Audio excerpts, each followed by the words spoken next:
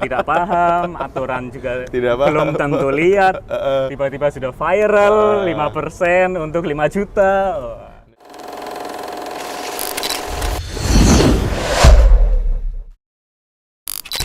Halo kawan Ricci semuanya, ketemu lagi bersama saya Ricci Wijaya di channel YouTube-nya saya sendiri, Ricci Wijaya. Dan kali ini di segmen Rich Talk. Segmen Rich Talk kali ini kita bahas mengenai apa? Kita bahas mengenai pajak. Nah, terutama untuk teman-teman yang di awal tahun dikagetkan dengan peraturan perihal 5%. Apa sih? Terus rame, ya kan? Nah, terus sudah ada penjelasan, tapi tetap aja ada pengecualian beberapa pihak yang tetap menganggap pemerintah membebankan rakyatnya. Kita akan bahas, sebenarnya pajak itu untuk siapa sih manfaatnya? Pajak itu sebenarnya apakah memberikan kontribusi nyata untuk kehidupan bermasyarakat? Atau jangan-jangan hanya untuk penguasa saja? Kita bahas kali ini sudah ada tamu istimewa saya, yaitu Mas Tangguh. Ya. Selamat siang Mas Tangguh. Selamat siang. Oke, Mas Tangguh mungkin boleh memperkenalkan diri. Ya, perkenalkan saya Tangguh Nur Fuadi. Saya sekarang adalah pegawai aktif di Direktorat Jenderal Pajak, tepatnya di kantor pusat Direktorat Jenderal Pajak, di Direktorat Teknologi Informasi dan Komunikasi, di Subdirektorat Tata Kelola Sistem Informasi. Oke, dan sekarang masih tercatat sebagai? Masih tercatat sebagai mahasiswa Aktif aktif di di Universitas Trisakti. Oke, terima kasih banyak Mas Tangguh sudah mau hadir. Dan juga di kantor pajak itu, Direktorat Pajak sendiri punya satu program ya untuk Betul. mengedukasi masyarakatnya perihal Betul, pajak. betul. Tapi sebelum mengedukasi, Ya. mungkin juga banyak yang tahu sebenarnya pajak itu fungsinya untuk apa sih, Mas? Oke, sebelum kita masuk mengenai fungsi pajak itu sendiri ya, kita terlebih dahulu harus tahu dong, pajak itu apa sih ya? Iya, betul. Oke, pajak itu sendiri adalah kontribusi wajib dari warga negara kepada negara. Nah, kontribusi wajib ini dilakukan oleh warga negara kepada negara untuk apa? Untuk kepentingan bersama. Nah, namun kontribusi ini negara bisa melakukan pemaksaan.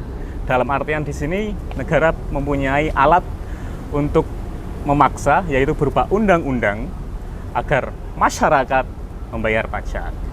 Nah, pajak itu kan adalah kontribusi kepada negara ya. Berarti negara akan menerima kontribusi masyarakat berupa uang-uang pajak itu. Nah, terus untuk apa sih uang pajak itu sendiri? Nah, dalam Undang-Undang Dasar bahwasanya di situ disebutkan negara menjamin kehidupan berbangsa dan bernegara termasuk pembangunan ekonomi, kesehatan, pendidikan, dan lain sebagainya. Nah, untuk menjalankan kewajibannya tersebut, negara perlu dana dong. Nah, dana ini dari mana sih? Dana paling besar penerimaan negara adalah dari pajak. Untuk tahun ini saja, pajak lebih dari 50% porsinya di dalam penerimaan negara. Tentu apabila tidak ada pajak, dari mana negara akan dapat melaksanakan kewajiban-kewajibannya gitu, Pak. Nah, selanjutnya adalah pajak ini juga merupakan salah satu bentuk gotong royong ya, Pak. Di mana masyarakat yang berpenghasilan lebih tinggi, mereka akan membayar pajak lebih tinggi, dan di situ juga dapat digunakan untuk membuka lapangan kerja baru, sehingga masyarakat yang sebelumnya tidak memiliki penghasilan bisa bekerja dan akhirnya memiliki penghasilan dan menciptakan kesejahteraan bagi semuanya. Oke, tapi kenapa nggak pemerintah atau negara membuat sebuah lembaga atau badan usaha yang menghasilkan profit, lalu itu yang digunakan untuk kemakmuran masyarakat? Nah, yang perlu diketahui adalah saat ini sudah ada hal tersebut, yaitu BUMN. Nah, BUMN ini memang pada akhirnya keuntungan-keuntungan masuk ke kas negara. Namun yang kita tahu bahwa BUMN kan tidak selamanya untung, dan untungnya belum tentu besar. Oleh karena itu, bahkan masih ada yang disubsidi sama negara. Yap, betul sekali. Bahkan masih ada yang disubsidi. Nah, subsidi itu dari mana? Dari pajak juga. Akhirnya ya, sebetulnya pentingnya pajak. Ternyata peran dari pajak itu sangat luar biasa. Betul. Tapi Mas, mungkin orang pengen tahu, apakah penerapan pajak ini cuma ada di Indonesia saja? Tidak, tentu saja tidak ya. Pajak itu hampir semua negara, bahkan semua negara menerapkan pajak. Dan kalau kita lihat dibandingkan dengan negara-negara lain, Indonesia termasuk negara yang pajaknya rendah. Khususnya untuk PPN saja. Pajaknya rendah itu totalnya, tarifnya, atau apanya nih? Tarifnya. Oh, tarifnya. Tarifnya, ya. Misal untuk PPN saja di Asia Tenggara, ya, Indonesia itu 3 terendah. Di Asia Tenggara, PPN di Indonesia itu 3 terendah untuk saat ini. Ya. Oke.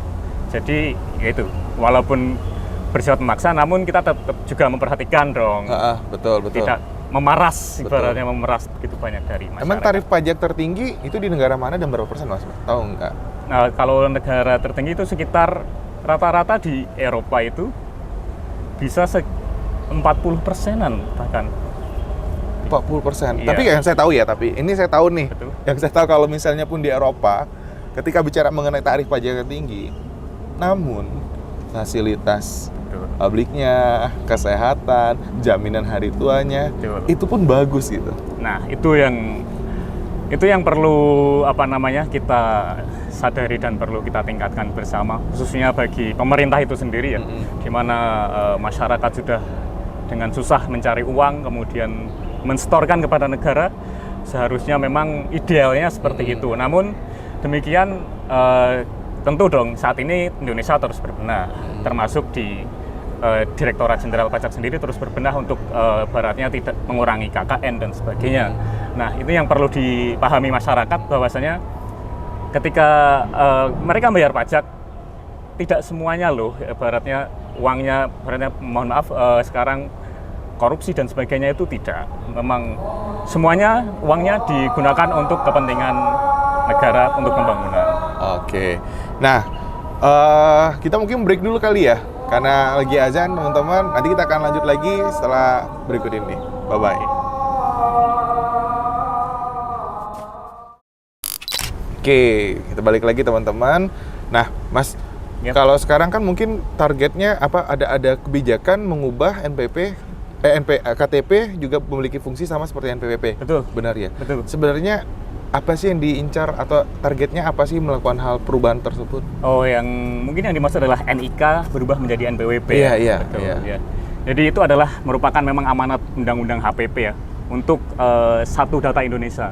Dalam arti ini agar ibaratnya satu orang tidak terlalu banyak memiliki nomor. Iya, betul. Apalagi nomor NPWP yang hanya digunakan setahun sekali untuk lapor SPT ya, Pak. Terus harus daftar. Harus semacamnya dan sangat susah diingat. Kemudian betul. Akhirnya agar memiliki kepastian hukum dan lebih efektif serta efisien, maka digunakanlah NIK ini sebagai pengganti NPWP. Gitu.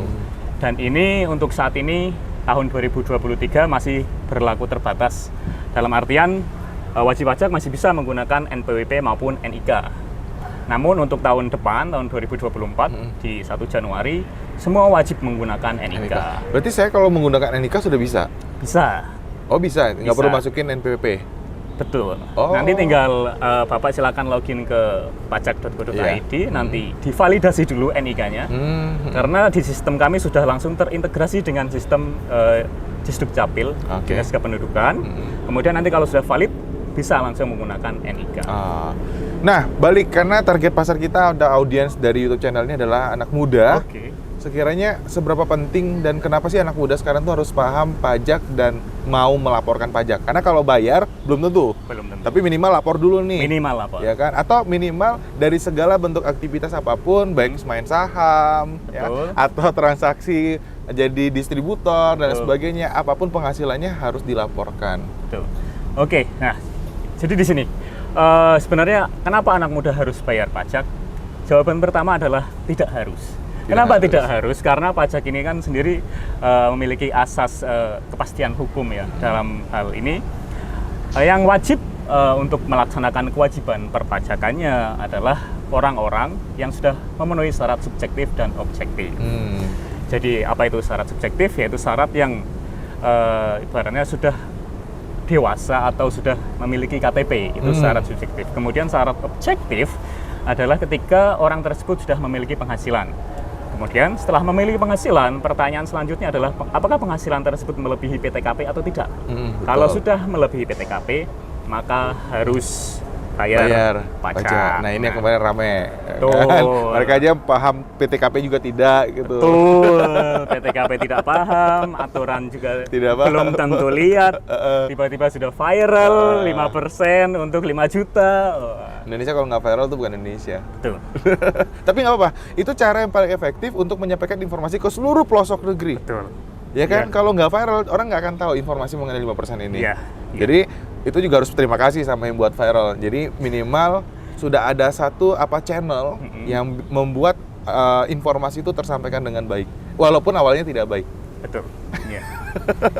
Jadi, anak muda dimanapun berada, jangan lupa minimal tadi apa? Kalian harus sadar bahwa apapun aktivitas kita, ketika kita mendapatkan penghasilan, silakan share penghasilannya ke negara. Dan share itu bukan cuma-cuma, nanti juga akan ada feedback ke kita juga. Betul. Sebagai masyarakat Indonesia. Salah satunya adalah terkait dengan fasilitas umum, Betul. jalan, Jalan.